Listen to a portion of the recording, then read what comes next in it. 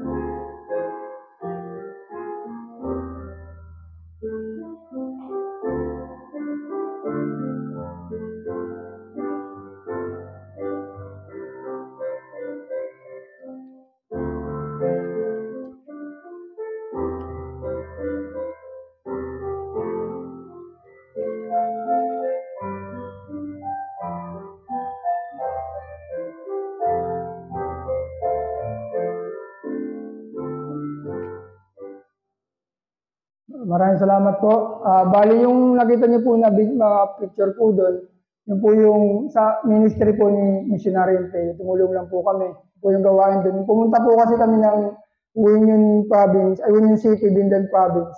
Meron po kaming Bible study po, sinama po ako ng Missionary Empleo.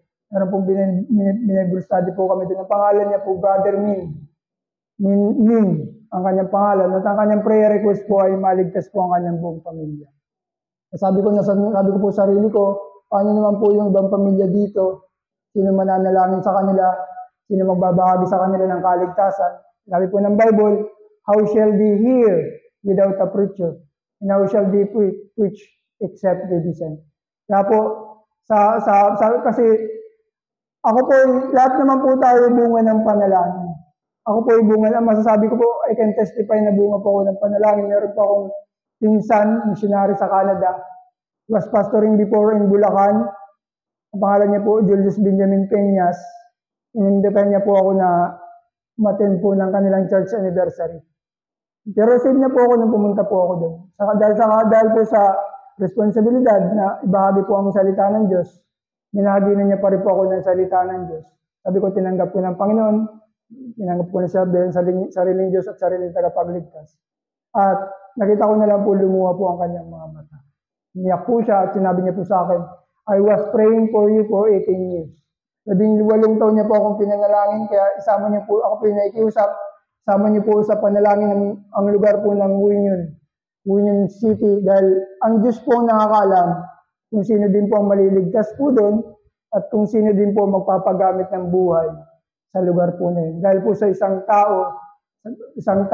Vietnamese, nagre-request, nananalangin para maligtas po ang kanyang buong pamilya. At lahat naman po tayo nais pong maligtas ang buong pamilya po natin. Kaya kasama niyo po sa panalangin. Tayo po tumayo at buksan po natin. Buksan po natin ang ating Biblia sa Matthew 9. Very familiar verses po. Matthew 9:35 to 30. Basahin po natin sabay-sabay.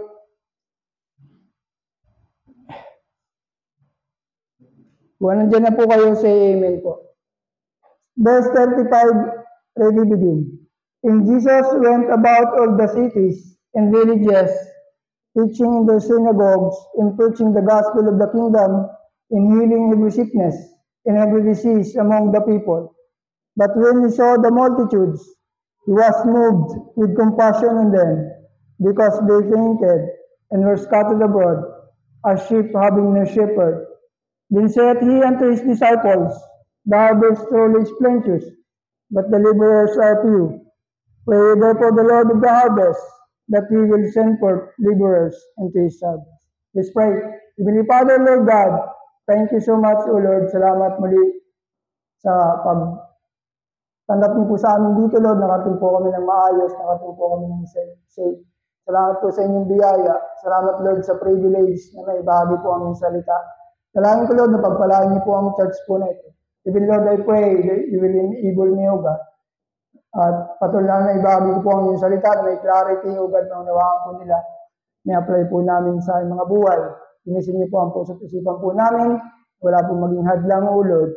Gamitin niyo po ako at sa likod po ng pulpito po na ito, O Lord. Wala po akong kakayahan. Kayo po, Lord, may taas sa gabi po na ito, O God. This we ask in Jesus' name. Amen. Hindi na po tayo mo po.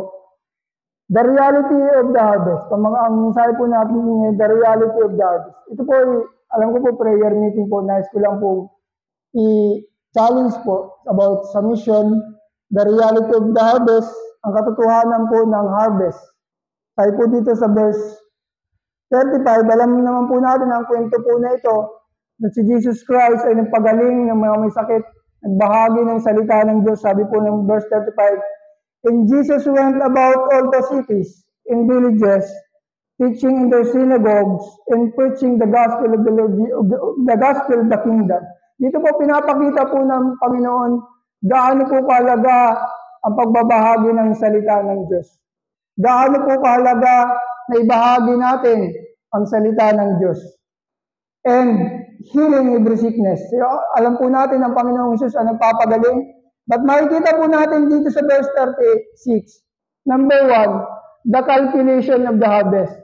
Tapos po dito, but when we saw the multitudes, the figures of the harvest, it's multitudes, napakarami po, it's plenty. Then said unto his disciples, the harvest truly is plenteous, multitudes and plenteous.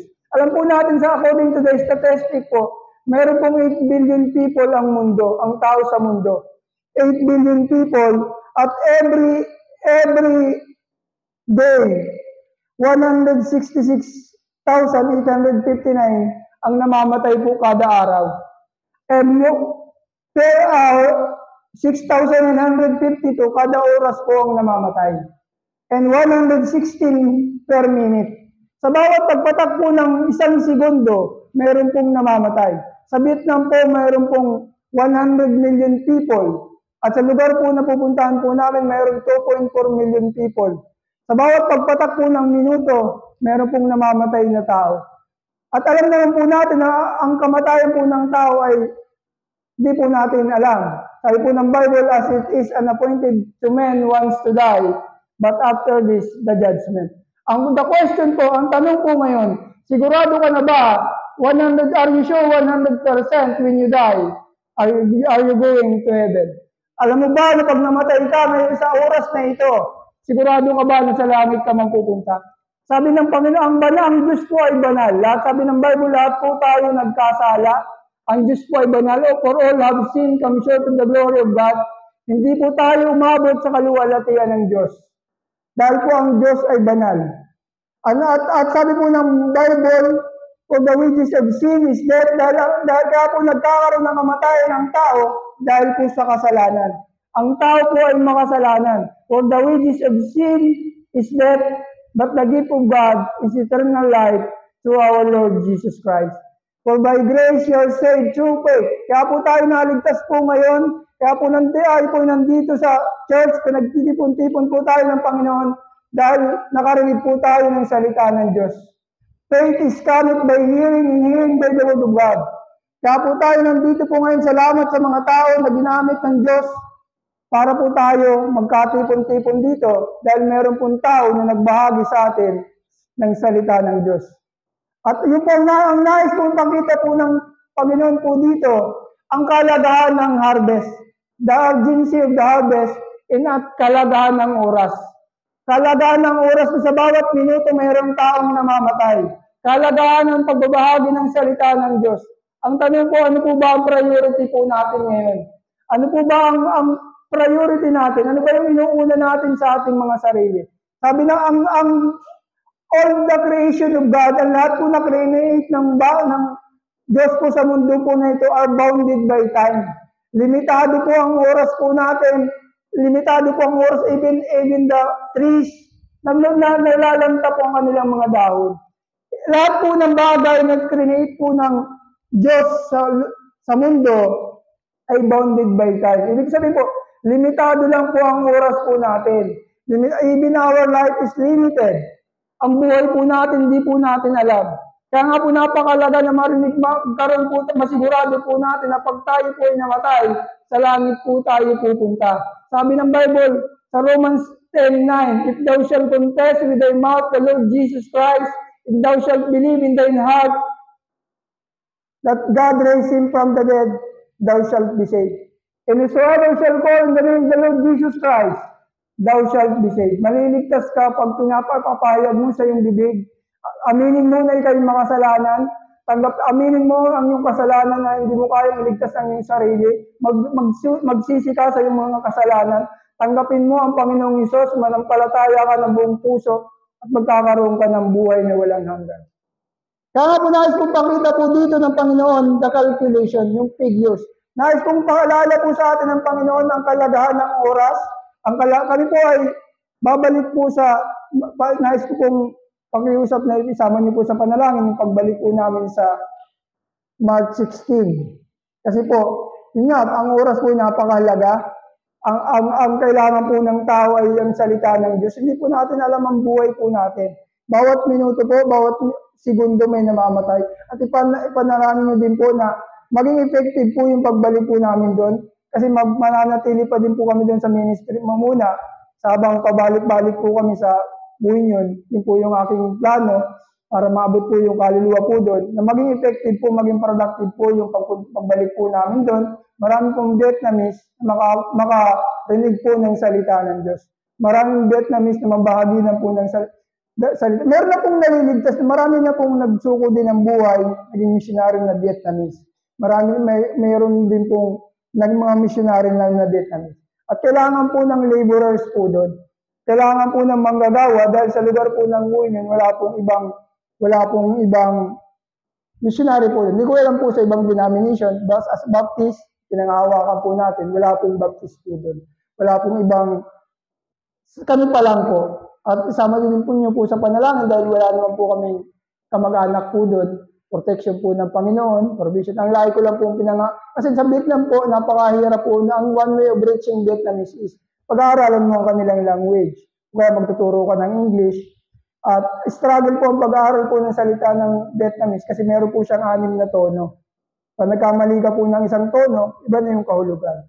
May iba yung kahulugan ng sinasabi mo. Kaya dapat tama yung tono, kung paangat o pababa, dapat tama. Kaya struggle, yun po yung challenging po sa pag-reach out po ng Vietnamese. Pero lagi ko lang pong pinangahawakan, all things that are impossible with me are possible with God. Lahat ng mga bagay na hindi ko kayang gawin, ang Diyos po ang gagawa. Lahat po ng mga bagay na hindi ko kayang ibigay, ang Diyos po ang magbibigay, ang magpo-provide, at ang Diyos din po ang magpo-protect. And lo, I'm with you always, even unto the end of the... Yun po ang pangako po ng Diyos. May kita po natin dito ang calculation. Yung figures po, multitudes and plenteous, sabi po ng Bible. Dahil pinapakita po dito ang halaga ng oras, the urgency of the harvest, dahil sa bawat minuto, bawat oras na naman. At sabi po dito, but when he saw the multitudes, he was moved with compassion on them because they fainted. Their condition. Nakikita po nila natin dito ang condition. They have fainted.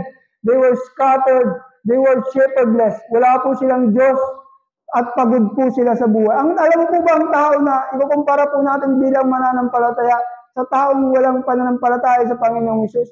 Pag ikay pagod, kahit tayo pagod, pag tayo mananampalataya, mayroon tayong kapayapaan. Mayroon tayong kagalakan na mag-serve sa Diyos. Mayroon tayong pagmamahal dahil mayroon tayong Diyos. Kung ikukumpara niyo po ang mga hindi mananampalataya at sila'y pagod na pagod po sila. Kaya ang makikita niyo ang buhay, mayroong tao na nagpapakamatay. Mayroong tao na hindi na nila kinakaya ang problema, magbibigti na lang. Sa Japan po, mayroon po silang forest na pag gusto nila magpakamatay, pupunta lang sila sa forest, kikitilin na nila ang kanilang buhay. Ganun po, ang tao po na walang Diyos, pagod na pagod. Wala kang katahimikan, wala kang kapayapaan, wala kang kasiglahan sa buhay. Kaya sabi po dito, nais po pagkita dito ng Panginoon, na maging aware po tayo sa mga tao na walang Diyos. They are fainted. They were scattered. Kung ikukumpara mo po ang buhay ng pamilya na may Diyos at ang buhay na walang Diyos, kaya maraming pamilya po na nagkakaiwa-iwalay. Dahil wala po silang Diyos, di po nila alam, nakakala nila pag naghiwalay, okay lang. They were scattered. Pero tayo, salamat sa Diyos at pinala po tayo ng Panginoon, nagkaroon tayo ng buhay na walang hanggan. Meron tayong ginamit ang Diyos sa buhay natin para tayo makakilala sa Kanya. At para mabago ang buhay natin, at para maging maayos ang pamilya natin. At para maging mapalapit tayo sa Diyos, maging ma-restore ang ating fellowship sa Kanya. At pag ang tao walang shepherdless, they are sabi dito ang Bible, without shepherd. Wala pong naggagabay po sa kanila. Salamat sa Diyos, meron tayong mga pastors. Salamat sa Diyos, meron po tayong Biblia na pastors na nagbabahagi sa atin ng araw-araw, every Sunday, gumagawa po sila ng mensahe. Every Wednesday, Thursday, para maibahagi, para mag-guide po tayo, para mapaayos po ang spiritual na pamumuhay po natin. Para maging maayos po, lumago po tayo sa pananampalataya, para mag-involve po tayo sa gawain ng Diyos, para mag-involve po tayo sa ministry. Yun naman po ang purpose ng Panginoon para po mag-glorify siya, para maitaas po ang kanyang pangalan. Wala po tayong ibang tinataas kundi ang Panginoong Hesus. Wala po tayong ibang binabahagi kundi ang Panginoong Hesus. He is the way, the truth, and the life. No man cometh unto the Father but by Him. Wala pong ibang kaligtasan kundi sa pamamagitan ng Panginoong Hesus. Yung nais pong pakita dito, he was moved because they were fainted and were scattered abroad as sheep having no shepherd. And verse 36, but when he saw the multitudes, he was moved with compassion. The compassion for the harvest. Alam niyo po ba yung compassion is the character of the Lord Jesus Christ? Each of us, every one of us can have compassion. Bakit po nilagyan po dito ng Panginoon ng move? Bakit? Dahil kung makikita niyo po sa verse 34, but the Pharisees said, he casted out devils through the prince of the devils. Pinagbibintangan po ang Panginoong Hesus na nagka-cast out siya ng devils at ang kapangyarihan niya ay galing sa devils. Pero alam po natin ang Diyos ay ang tunay na Diyos ang Panginoong Hesus. At siya ang tunay na Diyos na mga pangyarihan sa lahat. Siya nagbigay sa atin ng buhay na walang hanggan. Siya nagbigay sa atin ng buhay na walang hanggan. Siya nag-create sa atin ng Diyos. Kaya nga sabi niya po dito, he was moved with compassion. Ibig sabihin po, gumalaw po siya na may kasamang compassion. Lahat po tayo pwede magkaroon ng compassion, pero ang tanong po, kung nai-apply po ba natin yung compassion na binigay po sa atin ng Diyos.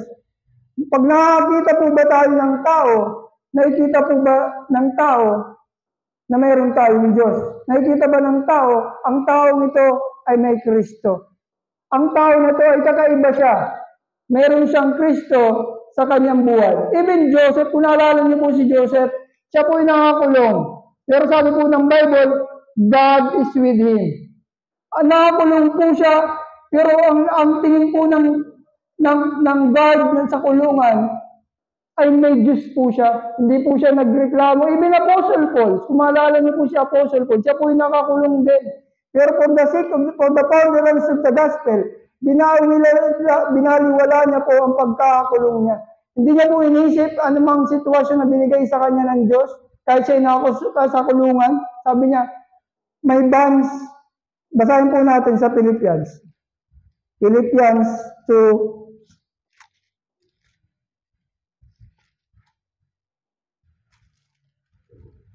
Philippians 1 verse 12. But I would ye should understand, brethren, that the things which happened unto me have fallen out rather unto the furtherance of the gospel. Alam po natin ang sinulat po ni Apostle Paul, itong Philippians, siya po ay nasa kulungan. Pero sabi niya po, the furtherance of the gospel, kahit hindi niya inisip kahit siya ay nasa kulungan. Pero babahagi pa rin po siya ng salita ng Diyos. Minsan sa mga tao sa buhay po natin, binibigyan tayo ng sitwasyon ng Panginoon na akala natin ay hadlang na. Yung mga tao na akala natin ay hindi natin maunawaan, sitwasyon na hindi natin maunawaan, binibigay sa atin ng Diyos. Pero dapat maunawaan po natin kung ano ang purpose. Siya po naunawaan niya ang purpose na nilagay siya ng Panginoon sa kulungan. Para for the progress of the gospel. Para mag-progress po ang salita ng Diyos. Minsan nilalagay tayo ng sitwasyon ng Panginoon sa sitwasyon na hindi natin maunawaan, na akala natin yung katapusan na ng mundo. Dapat malaman lang po natin ang purpose kung bakit nilagay tayo ng Panginoon sa sitwasyon po na yun. Minsan ang Diyos naglalagay ng mga tao na unlovable. Ang tao na ito hindi siya karapat-dapat mahalin. Pero dapat maunawaan po natin ang purpose kung bakit nilagay ng Diyos ang tao na yan sa buhay po natin. Dapat malaman po natin ang purpose kung bakit binibigyan po tayo ng Diyos ng problema, binibigyan po tayo ng mga trials para po sa kaluwalhatian niya, para po sa lumago po tayo sa pananampalataya. Siya po, sabi niya, I can do all things through Christ, which is strengtheneth me. Sinabi niya, I can do all things, pero nasa kulungan po siya. Isipin niyo po yan. Nasa kulungan siya, pero sinabi niya, I can do all things through Christ, which is strengthened. Dahil, I can do all things through Christ. It's true kasi wala po siyang magagawa kung wala po ang Diyos. It's pamagitan lang po ng kanyang biyaya, kaya po tayo nagpapatuloy. For without me, sabi po ng Panginoon, you can do nothing. Kailangan lang po natin magtiwala sa Diyos. Ang sabi, he was moved with compassion.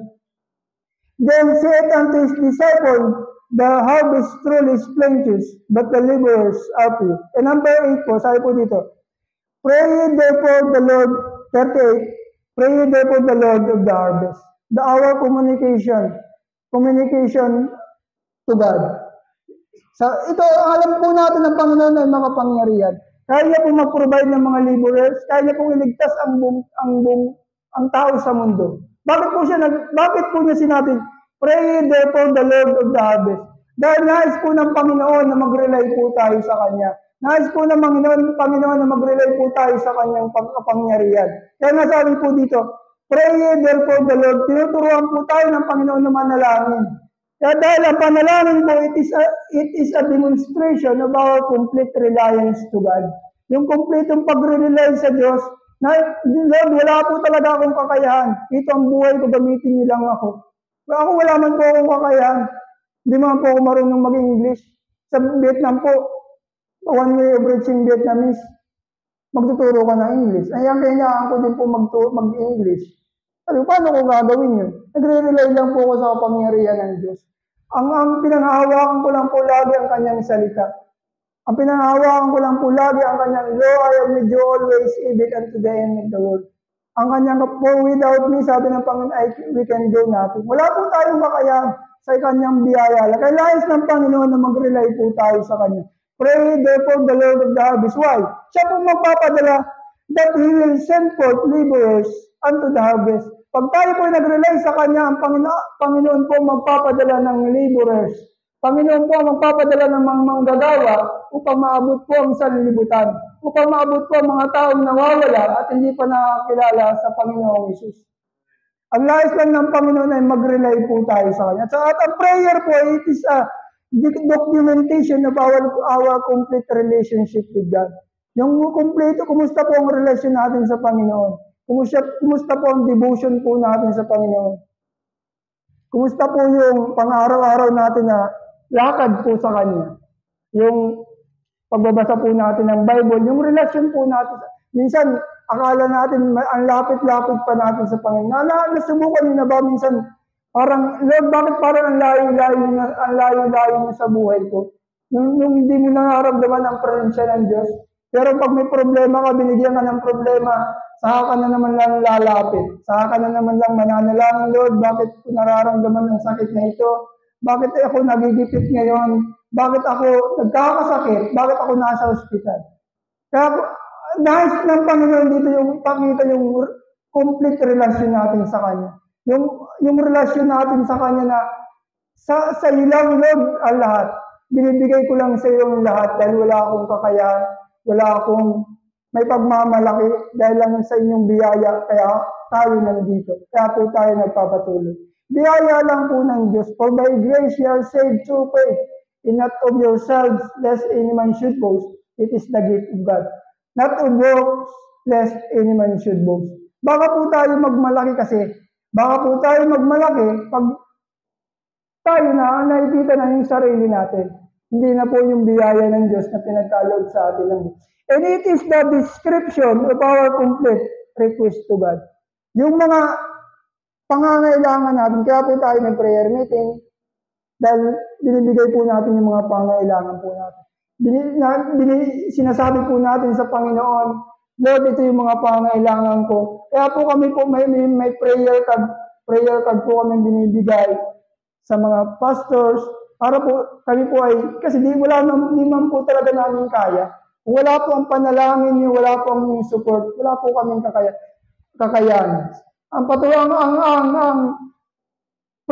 pinapakita lang po ng Panginoon ang pagkakaroon ng unity sa panalangin. Dahil ang malakas po na panalangin yung mayroon pong pagkakaisa.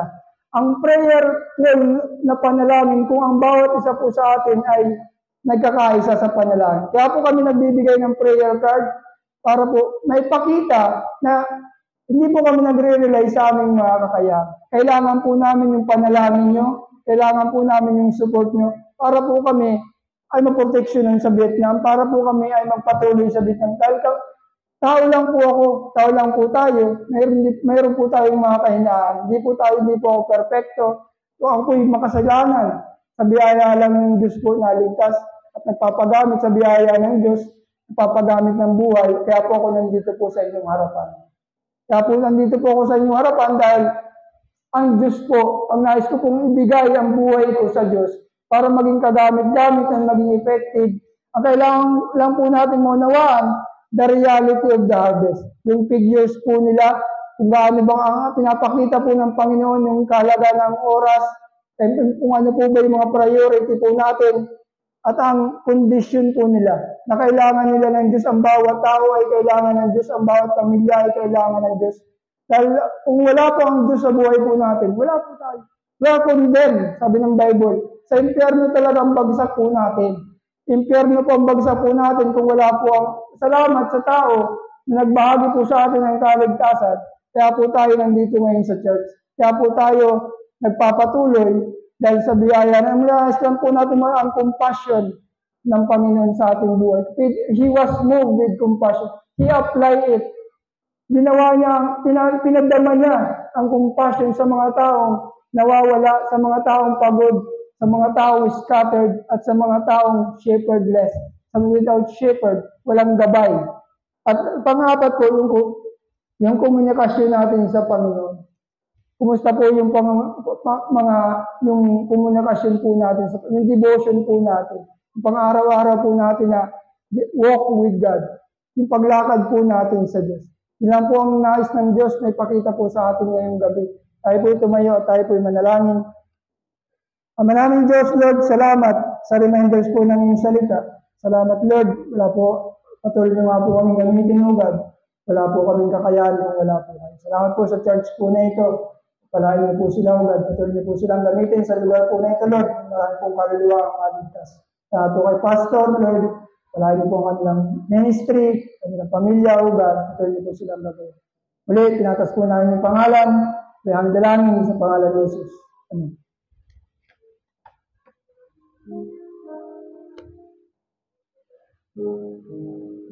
Thank you po. Pwede mo na lang yun. If God is at your heart tonight, or sa inyo, sa magitan po ng mensahe na dinala na kayo ng Hero.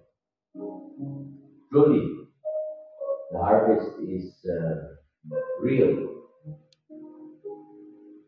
We know about the calculations, figures. They wanted to. Every day, we see deaths. And we know also na itong mga tao na ito, they are dying, headed to hell. At kailangan po natin mga ng Diyos, compassion on them. Just like our Lord Jesus Christ.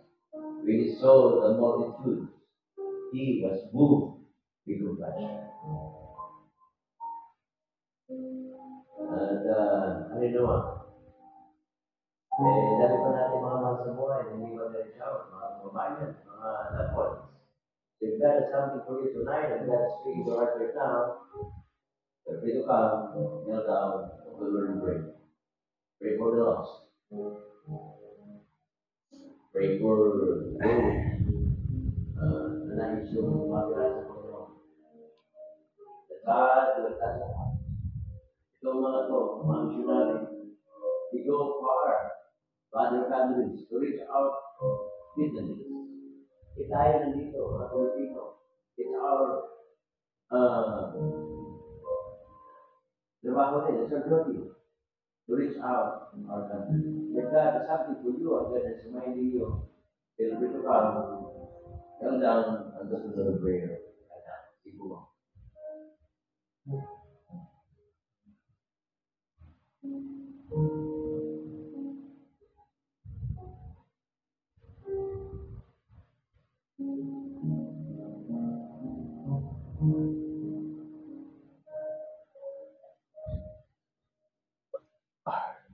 Thank you, Father, for wonderful, very inspiring message to us tonight.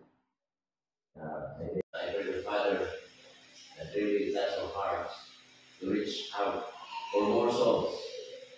Dahil naman sa iyo, samantalang pag-iwalay at hindi ko kapatid. Sabi, makita niyo kami na patuloy na pinigil sa inyo hanggang sa mga pagpapalit. Lahat ang doa ng dalangin, pinagsalamatan sa mga Kristo sa aming Diyos ang Balikas. Amen.